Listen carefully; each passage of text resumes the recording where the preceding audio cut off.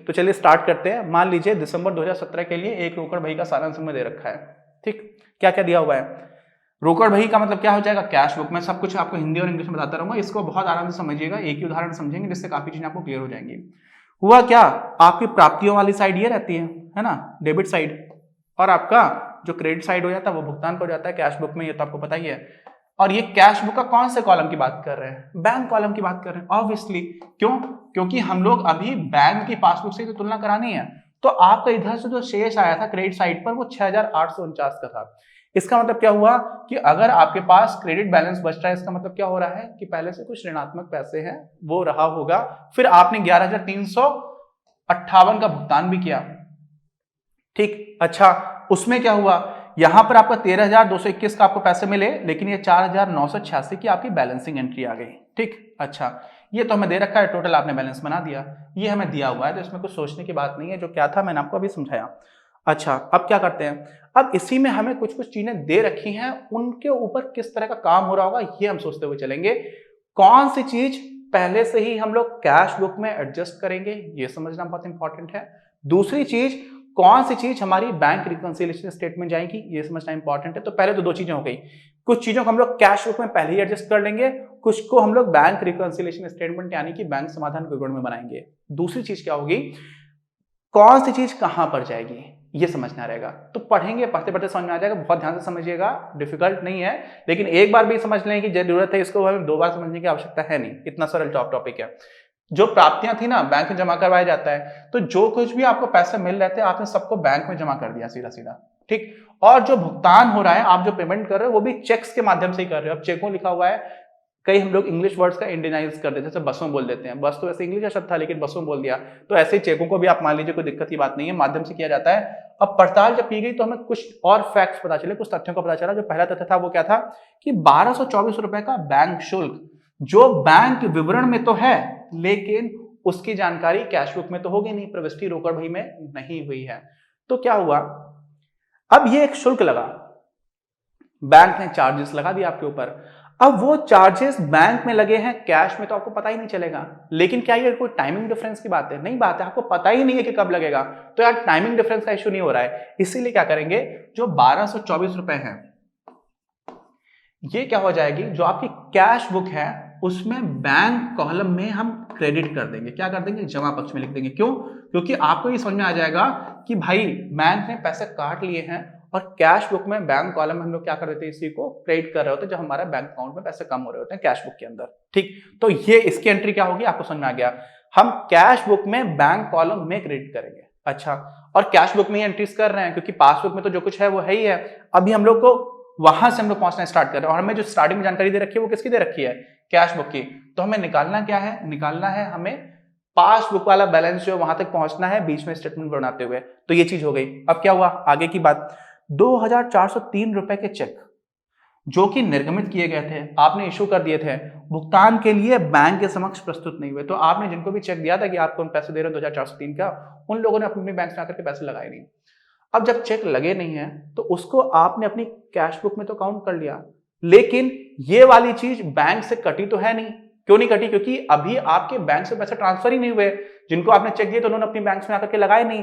तो इस स्थिति में ये वाली जो एंट्री है ये आपकी कहां जाएगी, बैंक रिकंसिलिएशन स्टेटमेंट में, ये चली जाएगी बीआरएस में। और ये किस में जा रही है, ये रिकंसिलिएशन स्टेटमेंट में नहीं जा रही है, ये आपका कैश बुक एडजस्टमेंट में जा रही है। तो कैश बुक एडजस्टमेंट यानी कि रोकड़ बही समायोजन को हम लोग सीबीआई लिख दे रहे हैं, कैश बुक एडजस्टमेंट, और आपका बैंक रिकंसिलिएशन स्टेटमेंट को क्या लिख दे रहे हैं, बीआरएस। तो ये वाली एंट्री जो है वो आपकी सीबीआई में चली जाएगी, ये वाली बीआरएस में चली जाएगी। ठीक, अब यही समझते हैं। अच्छा, और इसमें क्या होगा, सीधा सीधा है, 2,403 से निर्गमित किए थे, नहीं इशू है तो आपका बैंक में ज्यादा बैलेंस दिख रहा होगा।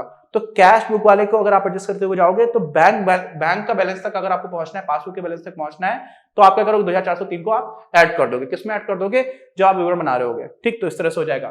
फिर क्या हुआ, 6,858 रुपए के संग्रहित चेक जो आपको मिल गए थे, आपने क्या किया, जिनकी प्रविष्टि रोकड़ बही में करके बैंक में जमा करा दी गई थी, जनवरी 2018 तक उनकी राशि खाते के जमा पक्ष में प्रविष्ट नहीं हुई थी। इसमें क्या हुआ, आपको पैसे मिले कितने, 6,858 का। ये भी टाइम का इशू है, तो इसको भी हम लोग बैंक समाधान विवरण में डाल दें। कहां डाल देंगे? बैंक रिकंसिलिएशन स्टेटमेंट में। इसमें हुआ क्या, आपको पैसे मिले, चेक्स मिली, आपने लगा दी, आपने पैसे लगा दिए चेक, और दिसंबर 2017 का हमारी पासबुक है, वो कैश बुक थी जो दे रखा था, और ये जनवरी 2018 तक बता रहे हैं कि अभी तक उसमें आपके पास पैसे नहीं आए हैं। तो यहां पर क्या हो जाएगा, बैंक में पैसे नहीं दिख रहे होंगे और आपने पैसे मान लिए थे, ठीक, कि आपको पैसे मिल गए हैं। तो 6000 जो भी अमाउंट है 858 का, इसको आप क्या करोगे, जब कैश बुक से बैंक के लिए जा रहे हो पासबुक के लिए, तो आप इतने अमाउंट को कम कर दोगे। यहां पे क्या कर दोगे, कम कर दोगे। तो कम करने का मतलब क्या हो जाएगा, ये अमाउंट आपका क्रेडिट हो जाएगा किसमें, बैंक कैश बुक में, ठीक है। तो ये कैश बुक वाली साइड से जब आप जा रहे होगे तब आप देखोगे, लेकिन ये आएगा किसमें, बैंक रिकंसिलिएशन स्टेटमेंट में आएगा। अच्छा, अगली चीज क्या हुई, 198 रुपए की एक धनराशि थी जिसका भुगतान किया गया था, ठीक है, आपने पेमेंट कर दिया। अब क्या हुआ, जिस रोकड़ बही में प्राप्ति के रूप में अभिलिखित की गई, हुआ है भुगतान और कर दिया है प्राप्ति। मान लो कैश बुक होती है ना आपकी, ऐसी तो होती कैश बुक, ठीक है, अभी बहुत सिंपल वर्जन बना रहा हूं। तो आपको 198 रुपए का भुगतान करना था, तो आपको इधर लिखना चाहिए था क्रेडिट साइड पर, ये आपकी क्रेडिट साइड हो गई, ये आपकी डेबिट साइड हो गई। अब बैंक कॉलम में भी आपने 198 का भुगतान किया, तो आपको क्या करना, क्रेडिट साइड पे लिख देना चाहिए था। आपने किया क्या, ये ना लिख करके आपने वास्तव में इसको डेबिट साइड में लिख दिया, ठीक। तो हुआ क्या, यहां पर जो बैलेंस आना चाहिए था वो 198 आना चाहिए था, यहां पे क्या आना चाहिए था, यहां पे तो कोई अंतर नहीं पड़ना चाहिए था, हो गया है एकदम उल्टा, यहां पर आपने लिख दिया है, तो 2 गुने का फर्क पड़ा। इसी की जगह आपने यहां पर लिखा नहीं है, यहां पर लिख दिया है, तो नेट जो इस एक्टिविटी का फर्क आना चाहिए था वो क्या आना चाहिए था, वो आना चाहिए था यहां पर 198। अब आपने यहां पे तो कुछ लिखा ही नहीं, यहां पे तो 0 लिखा हुआ है, कुछ लिखा ही नहीं है, यहां पर 198 लिखा हुआ है। तो यहां के 198 से यहां पर 198 कैसे बन सकता है, जो आप इसका दुगना क्रेडिट साइड पे लिख दोगे तो इसका दुगना हो जाएगा 396। तो जब 396 और 198 को आप बैलेंस करोगे ना, तो आपको समझ में आ जाएगा कि इस साइड पर आपका 198 रुपए का बैलेंस बच रहा है। तो यहां पर हम क्या करेंगे, 396 रुपए लिख देंगे। और ये कहां लिखेंगे, ये एंट्री आपकी समायोजन में होगी या फिर आपके रिकंसिलिएशन स्टेटमेंट में होगी। सोचिए यहां पर क्या हो गई है, यहां पर हो रही है त्रुटि, क्या हो रही है, त्रुटि। तो इसी को समझिए, इसमें आपकी हो गई है त्रुटि, ठीक है, जो आपने अभिलिखित कर दिया था, यह एक कोई त्रुटि है। अब उस त्रुटि को ठीक करने के लिए क्या करते हैं हम लोग, पहले से ही अपना जो भी अपना समायोजन है वहां पर हम इसको एडजस्ट कर लेते हैं। तो इसको हम लोग क्या करेंगे, सीबीए में इसको एडजस्ट कर लेंगे, कैश बुक एडजस्टमेंट में देख लेंगे। अच्छा, और क्या हुआ, 225 रुपए का एक चेक बैंक द्वारा गलती से नाम किया गया। मतलब नाम किया गया का मतलब क्या हुआ, डेबिट कर दिया गया। तो बैंक जब डेबिट करती है इसका मतलब क्या करती है, बैंक पैसे काट रही है ना, करना चाहिए था क्रेडिट, कर दिया गया उल्टा। तो यहां पर क्या हो जाएगा, यहां पर भी बैंक की साइड से एक गलती हुई है। तो जब बैंक की साइड से त्रुटि हो रही होती है तो इसको हम लोग क्या कर देते हैं, इसको हम लोग बैंक रिकंसिलिएशन स्टेटमेंट में देख लेंगे। और यहां पर भी वही चीज हुई, यहां पर दुगने वाला सीन ऐसा नहीं चलेगा। यहां पर क्या हुआ, आपने डेबिट कर दिया, करना था आपको क्रेडिट। ऐसा तो लिखा नहीं है कि क्रेडिट करना था, आपने डेबिट कर दिया, ये बोला ऐसा है नहीं, यही गलती मत करना। यहाँ पे फिर आप नहीं तो दुगने का डिफरेंस कर दोगे। बस ये है 225 रुपए का चेक था जो बैंक द्वारा गलती से नाम कर दिया गया, आपको नाम करना ही नहीं था। तो यहां पर क्या हो जाएगा, जो नाम था उसकी जगह आपने जमा पक्ष में कर दोगे। बस यहां पर आपको दुगने तक जाने की आवश्यकता नहीं है। पॉज करते हैं, यहां पर एक बार देखता हूं, इसको कंफर्म करता हूं। इसीलिए ये सीधा हमने बात कर ली, ये तो बीआरएस में चला जाएगा, बैंक रिकंसिलिएशन स्टेटमेंट में चला जाएगा। फिर क्या हुआ, अगली जो चीज है 720 रुपए का प्राप्ति चेक, जिस पर धनराशि अपर्याप्त धनराशि, हम लोग लिख देते हैं ना कि आपके पास सफिशिएंट पैसा नहीं है। आपके पास बहुत सारी चेक्स मिली थी, आपने उसमें से अपनी बैंक में जमा किया, लेकिन उसमें से कुछ ऐसी चेक्स निकल गई जिसपे जो डिसऑनर हो गई, और वो क्या थी, 720 रुपए का एक चेक था। अब वो डिसऑनर हो गया, इसका मतलब आपने तो कैश बुक में मान लिया था कि पैसा मिल गया है, लेकिन वो मिला नहीं, कि टिप्पणी लिखकर वापस भेज दिया गया था। तो किसने वापस भेजा था, बैंक ने। ये टाइमिंग इशू है क्या, नहीं है, टाइम का तो इशू है नहीं। यहां पर बस ये हुआ है कि बैंक में वो एंट्री हुई, आपको पता ही नहीं है। तो इसलिए क्या करेंगे, इसका भी हम क्या करेंगे, समायोजन रोकड़ बही में नहीं किया गया, तो इसको हम क्या करेंगे, समायोजित कर लेंगे। तो ये वाली बात भी आपकी जो कैश बुक है उसमें एडजस्ट करेंगे। आगे बात समझ में, ठीक। अच्छा, अब क्या हुआ, अगली जो एंट्री है, सभी प्राप्त लाभांश सीधे बैंक खाते में जमा होते हैं। तो जो भी आपको मिल रहा होता है डिविडेंड, आपको पता नहीं चलता है, लाभांश को हम लोग डिविडेंड बोलते हैं। इसीलिए बैंक द्वारा जमा 558 रुपए के जमा लाभांशों की प्रविष्टि रोकड़ बही में नहीं है। अब ये नहीं है, इसको तो हम सीधा सीधा एडजस्ट करेंगे ही, आपको पता ही है। तो ये आपका सीधा सीधा सीबीए में चली जाएगी, और इसमें क्या हो जाएगा, जो आपको लाभांश मिला है वो क्या करेगा, कैश बुक में आपका डेबिट साइड को बढ़ा देगा, है ना, क्योंकि बैंक में तो वो हो चुका है पैसा, यहां पर नहीं आया। तो हम लोग क्या करेंगे, इसमें जो भी 558 रुपए का है वो आपका डेबिट साइड में चला जाएगा, जब हम लोग कैश बुक में डिस्कस कर रहे होंगे। अच्छा, और क्या हुआ, एक चेक जो कि 54 रुपए का निर्गमित किया गया था, आपने 54 रुपए का चेक दिया था, रोकड़ बही में गलती से उसकी राशि 594 लिख गई थी, अभिलिखित हुई थी। तो ये एंट्री कहां पर हो रही है? आपने पहले से कैश बुक में गलत एंट्री कर दी, उसी को आपको ठीक करना है। तो 54 का आपने इशू किया था और आपने लिख कितने का दिया था? 594 का। तो आप ये मान लो कि आपने क्रेडिट साइड पर 54 रुपए की जगह 594 लिख दिया। जाना कितना चाहिए था? 54, है ना? तो कितने का अंतर पड़ गया? 594, 54 की जगह 594 हो गया, तो वास्तव में 540 रुपए से ज्यादा आपने क्रेडिट कर दिया। तो आप क्या कर दोगे? इतने से आप डेबिट कर दो। अगर आप इतने से डेबिट कर दोगे कैश बुक वाली साइड पर, तो कैश बुक में क्या हो जाएगा? ये वाली चीज का एडजस्टमेंट हो जाएगा। तो इसको भी हम लोग क्या करेंगे? सीधा सीधा कैश बुक में एडजस्ट कर लेंगे। तो आपको समझ में क्या आ रहा है? समझ में आना चाहिए कि कई चीजें हैं जो आप कैश बुक में सीधे सीधे समायोजित कर रहे हो, और कुछ चीजें हैं जो आप समायोजित नहीं कर रहे हो, जिसको आप बैंक रिकंसिलिएशन स्टेटमेंट में डालोगे तो वो कौन सी चीज होंगी और फिर कहां पर जाएंगी, ये सारी चीज देख ली। अब इसी में एक और चीज है, पीछे से लाया गया शेष 6399 रुपए होना चाहिए था। हमारे में कितना था? देखते हैं कितना था, देखो। ओके, 6399 होना चाहिए था, और है कितना? 6849 लिखा हुआ है, पीछे से जो शेष आ रहा है। होना कितना चाहिए था? 6399, ये बताया गया। तो इस हिसाब से देखो 6849 है। अब 6849 से अगर आप 6399 को घटा दो तो कितना मिल रहा है? मिल रहा है आपको 054, 450 मिल रहा है। 450 के हिसाब से ज्यादा क्रेडिट आपने कर रखा है पहले से ही, है ना? कहां पर गलती है? ये भी कैश बुक की सीधी सीधी गलती है। तो इस कैश बुक वाली गलती को क्या करोगे? सीधा सीधा कैश बुक में आप एडजस्ट कर दोगे पहले से। तो इसमें भी क्या हो जाएगा? ये जो हम लोग ने एंट्री देखी अभी, ये वाली एंट्री भी कहां पर होगी? कैश बुक में पीछे से जो लाया गया था, इसको आप 450 रुपए से क्रेडिट ज्यादा कर रखा था, तो आप 450 से क्या कर दोगे? डेबिट कर दोगे इसको भी, और ये भी क्या हो जाएगा? कैश बुक में ही आप एडजस्ट कर लोगे। तो आप ये देखते हैं ना कौन सी एंट्री है, उस हिसाब से आपको टेबल समझ में आ जाएगी। फिर क्या हुआ? 31 दिसंबर 2016 को बैंक विवरण में 10,458 रुपए का अधिविकर्ष दिखाया गया, यानी कि आपको ये 2016 की जगह 2018 होगा, इसको आप इग्नोर करिए, सॉरी 2017 होगा, क्योंकि 2017 की हम लोग दिसंबर की बात कर रहे हैं, तो यहाँ पर ये 16 की जगह 17 हो जाएगा। ठीक, वो थोड़ा सा मिसप्रिंट समझ लीजिए, बुक का ही मिसप्रिंट है। 10,458 रुपए का अधिविकर्ष दिखाएगा। इसका मतलब क्या हुआ कि आपके पास कुल मिलाकर के 10,458 रुपए का डेबिट बैलेंस है बैंक में। ठीक ठीक, या फिर इसी तरह का अमाउंट जो निगेटिव अमाउंट है, निगेटिव अमाउंट का मतलब क्या हुआ? अगर आपको कैश बुक में निगेटिव अमाउंट देखना है तो कहां पर दिखेगा? क्रेडिट बैलेंस दिखेगा। तो क्रेडिट बैलेंस होना चाहिए क्या? हम लोगों ने देखा भी था कि स्टार्टिंग में हमको क्रेडिट बैलेंस मिला हुआ था, और इस स्थिति में कुछ 4000 समथिंग का हमें क्रेडिट बैलेंस दिख रहा था। तो बात सही है, वो कितना होना चाहिए? बैंक में आपको इतना दिख रहा है। तो अब इस बैलेंस तक हमें पहुंचना है समायोजित करने के बाद। सारी स्टेप्स मैंने एक एक करके क्लियर की हैं। अब जो इनका सॉल्यूशन है उसको एक जल्दी से फटाफट देख लेते हैं। आपको याद नहीं होगा तो आप क्या करोगे? आपकी बुक का क्वेश्चन है तो बुक में आप अलग से जाकर के देख सकते हो।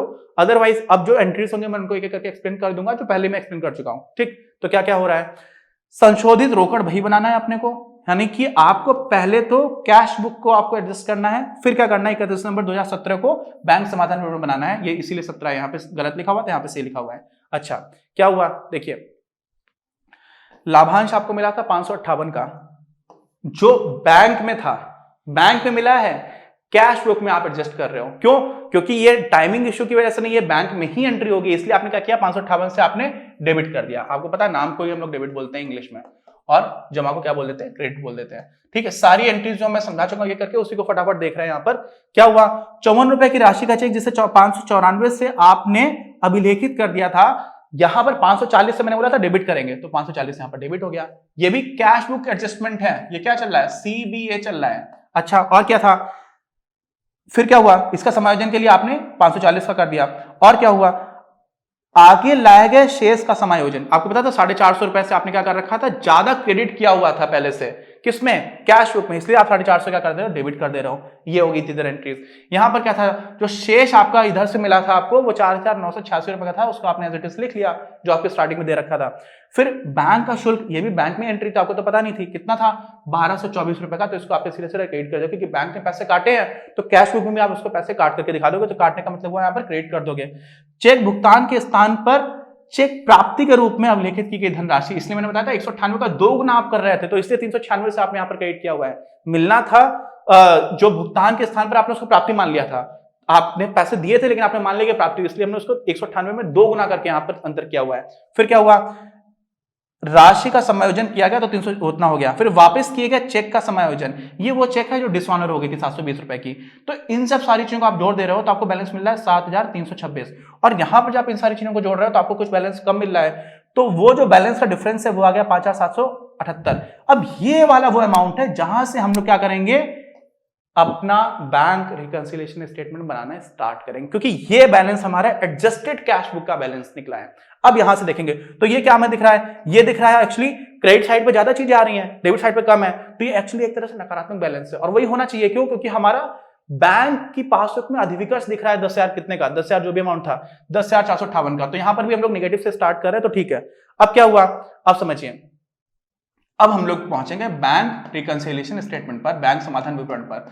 इसमें क्या क्या होगा, 10,458 ये आपके बैंक में पैसे हैं, और साथ में उसके बाद से हम लोग बनाना स्टार्ट कर रहे हैं। तो इसमें कौन कौन सी चीजें आ गई थी, जो टाइमिंग डिफरेंस था, पहला टाइमिंग डिफरेंस था कि आपने इशू किया हुआ था जो बैंक में प्रस्तुत नहीं हुए, वो क्या हुआ, अब आपने इशू कर दिया है, लोगों ने कलेक्ट नहीं किया, तो इस वजह से क्या होगा, बैंक में वो वाला अमाउंट ज्यादा होगा या कम होगा। सोचिए, आपने इशू किया है, लोगों ने कलेक्ट ही नहीं किया, तो बैंक में जो भी आपको अमाउंट दिख रहा है, कैश बुक की तरफ अगर आप जा रहे होगे तो क्या करोगे, कैश बुक में जाने के टाइम पर कैश बुक पे तो आपने घटा दिया होगा, इसी वजह से क्या कर देंगे, इसको हम लोग यहाँ पर क्रेडिट कर दे रहे हैं। अच्छा, अब समझिए दूसरा क्या हो रहा है, इसी को हम लोगों ने क्या किया, यहाँ पर जब हम लोग इससे कहां से कहां पर जा रहे हैं, देखिए ये आपका क्या है, ये वाला बैलेंस है जो आपको दिख रहा है किसमें, कैश बुक में, ओ सॉरी पासबुक में।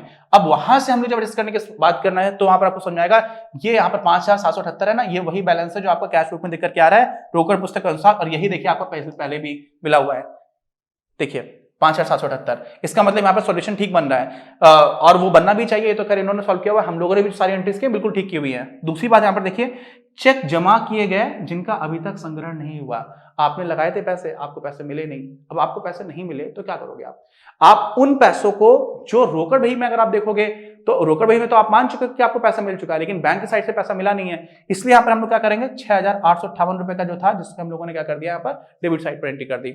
और एक और चीज है, एक चेक बैंक द्वारा गलती से नाम किया गया था, वो नाम नहीं करना था, उसको क्या करना था, जमा करना था, तो क्योंकि उल्टी डायरेक्शन जाने इसलिए हमने उसको यहाँ पर भी डेबिट किया। तो जब इन दोनों को आप जोड़ रहे हो, यहाँ पर जोड़ रहे हो, तो इनको जोड़ने पर आपको 12,886 मिल रहा है, और इसमें जो वही गैप है आपका किसका, कैश बुक का जो बैलेंस था जो पीछे निकल करके आया था, वही वाले बैलेंस से यहाँ पर चीजें एंट्रीज ठीक हो जा रही है, तो हमें दिख जा रहा है, यही हमारा क्या हो गया, बैंक रिकंसिलिएशन स्टेटमेंट हो गया। कोई डाउट तो प्लीज कमेंट बॉक्स में लिख करके बताइए। एक बार आपने जो मैंने आपको स्टार्टिंग में एक एक करके बताया था ना, देखो ये सारी चीजें जो बनकर के आई है वो दिखा रहा हूँ, ये तो आपको वही बुक में मिल जाएगा, लेकिन ये जो चीजें मैंने डिस्कस की थी कहां पर क्या हो रहा है, इसको समझना बहुत इंपॉर्टेंट है, ठीक है। कौन सी चीज डेबिट होगी, कौन सी क्रेडिट होगी, उसके भी पहले तो सबसे पहले क्या आपको करना है कि भाई ये कैश बुक एडजस्ट करोगे या फिर आप बैंक रिकंसिलिएशन स्टेटमेंट बनाओगे, उसमें भी इसमें आप इसको जोड़, इसमें तो आप समझिए कैश बुक एडजस्टमेंट में या तो आप डेबिट कर रहे होगे या फिर आप क्रेडिट कर रहे होगे, और बैंक रिकंसिलिएशन स्टेटमेंट में कहां से स्टार्टिंग कर रहे हो उसके बाद आप जोड़ोगे या घटाओगे, तो यही इतनी चीजें आपको डिसाइड करनी है, ठीक है। अच्छा, इसमें कोई डाउट हो तो प्लीज समझिएगा, बाकी इतना प्रैक्टिस कर लोगे तो इस वाले चैप्टर से कोई क्वेश्चन फंसेगा नहीं। प्रैक्टिस और करिएगा, मतलब सारे हम लोगों ने थ्योरेटिकल लेवल पर सारे कॉन्सेप्ट ठीक से देख लिया है। उम्मीद है आपको वीडियो अच्छा लगा होगा, थोड़ा बड़ा हो गया है क्योंकि हम लोग जब भी क्वेश्चन सॉल्व करते हैं तो एक एक स्टेप को देखना बहुत इंपॉर्टेंट है, क्योंकि हम लोग सारे क्वेश्चन कर नहीं सकते हैं, तो जितना भी कर रहे हैं उसको काफी ठीक से करते हुए चलेंगे तो काफी ठीक रहता है। चलिए मिलते हैं अगले वीडियो में अगले चैप्टर के स्टार्टिंग साथ, जो हमारा अगले चैप्टर का नाम है ट्रायल बैलेंस, जो मैं पहले भी बोल चुका था क्योंकि उस वाली बुक में वो चैप्टर का एंडिंग हो चुकी थी, लेकिन ट्रायल बैलेंस काफी इंपॉर्टेंट है, हमारा लास्ट एक तरह से फाइनेंशियल स्टेटमेंट बनाने से पहले का लास्ट अकाउंटिंग स्टेटमेंट होता है, जिसको हम लोग देखने की कोशिश करेंगे। तो मिलते हैं हम लोग अगले वीडियो में, अगले एक नए वीडियो में नए चैप्टर के साथ। तब तक के लिए जय हिंद, जय भारत। इस वीडियो के प्रायोजक हैं आप, और अगर आप ऐसे ही और वीडियोस बनाने में हमारी मदद करना चाहते हैं तो पैट्रियन पर जाकर या फिर स्क्रीन पर दिए गए QR कोड को स्कैन कर अपना योगदान जरूर दें।